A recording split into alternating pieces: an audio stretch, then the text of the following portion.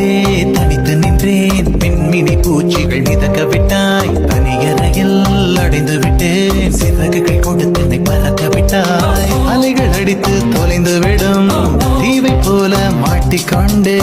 இறுதிச் சடங்கில் மீதிகள் படும் பூவை போல் கசங்கி விட்டேன்.